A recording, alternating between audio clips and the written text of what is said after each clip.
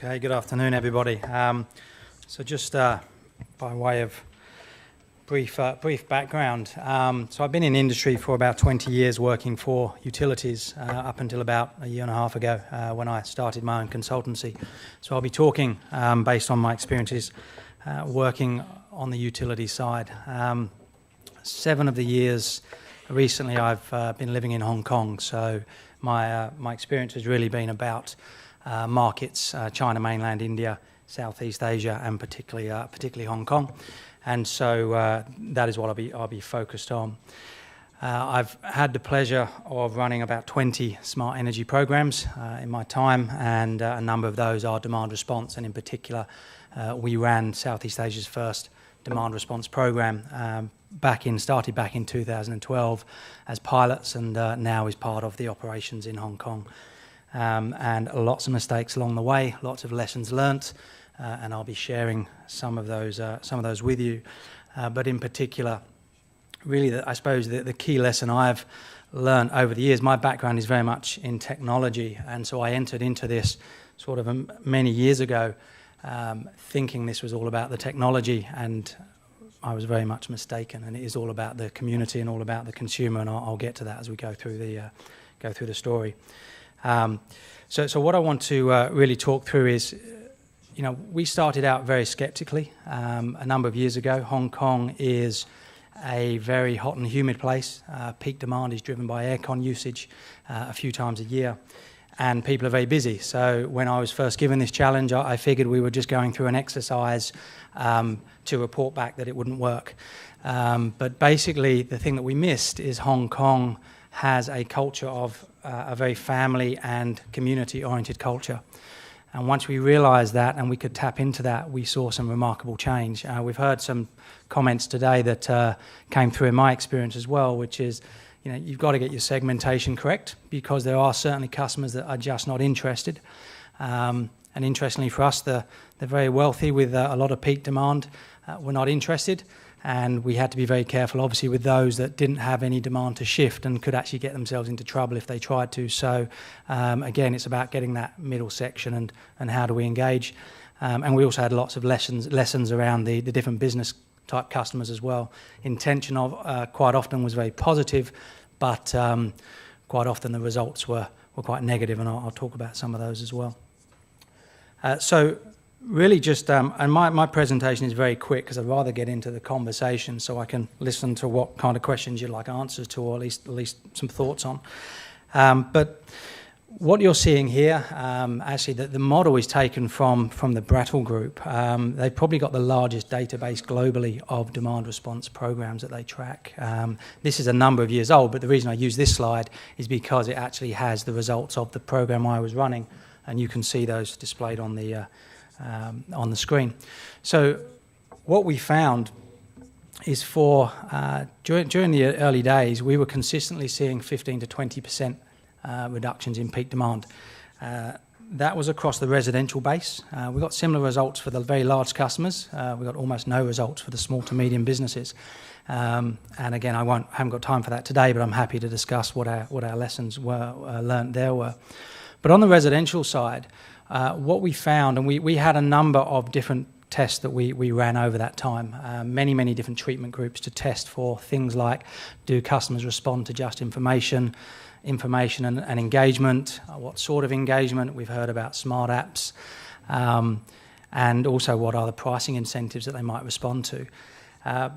It will probably come as no surprise, but really we found the most effective was the combination of all three, in terms of making sure that the incentive was enough that it would help customers feel like it was worth making the change.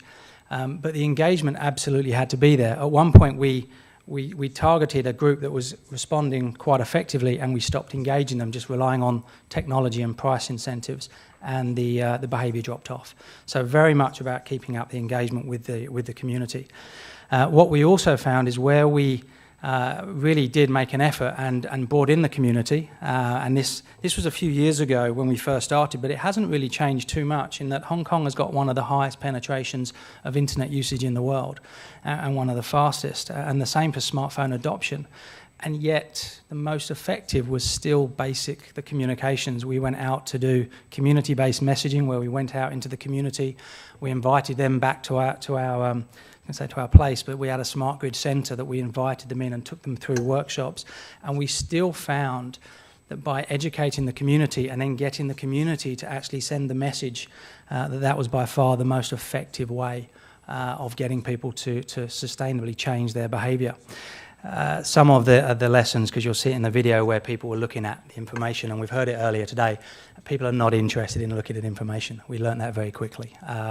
They're interested in calls to action, and again, different segments. Some are interested in taking part if there's technology involved, and they can set and forget. I always remember talking to through a translator, talking to a very old member of the community that said, my time is so precious, I really don't want to use any of my time on this stuff. If I have any free time, I want to use it with my family and friends. So if you can come up with a technology solution, then I'll sign up. So definitely different things apply to different residential people, to different groups, and as well for the business. We found some businesses like to keep in control, and so they would sign up contractually to change behaviour but wouldn't let us touch their systems. Others said, here you go, connect to our building management system and work within these parameters. So it's about having a complete portfolio. But really that what came from that, and now in Hong Kong, to give you an idea of where they've got to, these were the pilot days. Last year it got to just under 30,000 people taking part in the events, and as I say, in 2017, the government there renewed the structure, the what's called the scheme of control, and have now included demand response expectations as part of that with the utility. So it's now been embraced as part of what a utility needs to deliver. Still small, still scaling out small numbers. You've got 2.5 million odd households in Hong Kong, and so they're only hitting 30,000. But it is in line. We've heard mention about, I think, smart meters. It's in line with the rollout of smart meters. So as they get the data available, they'll be making that available. So for me, I feel it's something that was a really strong lesson, because, as I say, I went into it with a lot of colleagues thinking no one's going to bother. And I've found since then that that's very much not the case. What I'm also finding is if you effectively engage the community and get them to understand that this isn't just about immediately saving money for themselves, and they're not just putting kind of pressure on tariff long term to keep the price down, but they're actually helping out those less fortunate than themselves. And that's a very strong message, because people don't really connect that their behaviour isn't just affecting their bill, but it's affecting that of others. And again, in Hong Kong, with a community focus, that really resonated. So just some observations really moving forward, and I suppose taking us into this conversation, hopefully. There are 6 trends that I'm observing. I call them the immutable truths. The first is that technology is becoming incredibly simple and intuitive. Not always. I know Larissa's done some great work and found that some of these home devices still need a lot of work and don't work all the time. But generally speaking, we now are moving into a world where we expect to plug and play and things work. Technologies are becoming smaller, lower cost, more aesthetically pleasing. We want them in our houses. And so again, I started out in the days where we would have these enormous, ugly plugs that we would ask customers to use, trying to convince them that they'd be fine. And then within a few weeks, when we engage them again, they're in the drawer because someone in the house said they're just too ugly and we're not going to use them. So all of that now is coming together. Everything's obviously becoming connected. We know that. From a data point of view, it's not just about the data now is there to be captured, but we're seeing a maturity of advancements in analytics, advancements in artificial intelligence, so we can actually really do some decent stuff now with this information. Consumers are exercising choice and want greater control, and we're seeing that in a lot of the decisions that are happening. Today, DC Power has just registered themselves as a new energy retailer. They're going to be the first crowd-funded retailer in Australia. So again, there was a press release that came out earlier today, and again, just shows you that this focus now on the community is really picking up pace. And finally, we're obviously making a lot of decisions now based on our impacts on the environment. So all of these I see are converging and really moving us towards a position where demand response is coming to age, and something that we should be talking seriously about here in Australia and looking at how we scale out.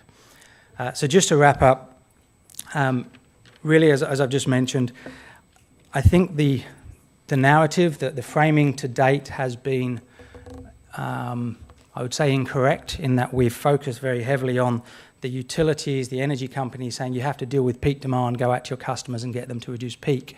I think if we think about, and it was mentioned in an earlier session, if we actually work collaboratively, we really need to go out with one message to the community. If you think about messages like slip, slap, slop, no hat, no play, these things get into the culture.